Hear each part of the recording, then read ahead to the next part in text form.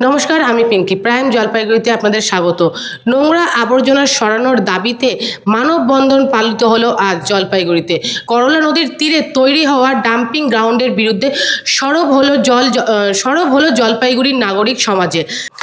শহরের 24 নম্বর ও 1 নম্বর ওয়ার্ডের সংযোগ স্থলে, যেখানে প্রতিদিন বিকেলে বয়স্ক মানুষরা ঘুরতে বেরোয়, সেই জায়গারই পাশে ছিল ডাম্পিং গ্রাউন্ড। আর তার কারণে কিন্তু আশেপাশের মানুষ এবং ওই রাস্তা দিয়ে চলাফেরা করা মানুষদের অস্বস্তির মুখোমুখি হতে হয়েছে প্রত্যেক দিন।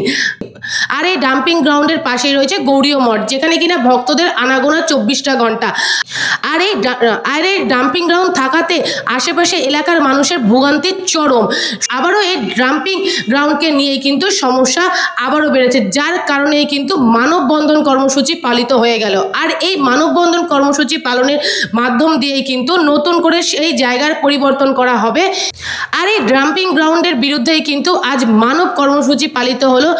মুখে মাস্ক পরে হাতে প্ল্যাকার্ড নিয়ে মানববন্ধন কর্মসূচি পালিত করলো জলপাইগুড়ির নাগরিকরা। আর এই মানববন্ধন কর্মসূচি পালিত করেই এর মাধ্যমেই আর এই ডাম্পিং গ্রাউন্ডের উল্টো দিকেই রয়েছে একটি পার্ক, যেই পার্কে বিকালবেলায় বয়স্ক মানুষের আনাগোনা এবং বাচ্চারা খেলাধুলা করতে যায়। আর এই ডাম্পিং গ্রাউন্ডের সমস্যার কারণে কিন্তু তাদের অসুস্থ হতে হচ্ছে এবং সমস্যার সম্মুখীন হতে হচ্ছে, যার কারণে কিন্তু এই মানববন্ধন কর্মসূচি পালিত করা হলো। ভবিষ্যৎ, আমাদের সন্তানদের ভবিষ্যৎ কি হতে যাচ্ছে সেটা যাতে আজকের মানুষ, আজকের প্রশাসন বুঝতে পারে।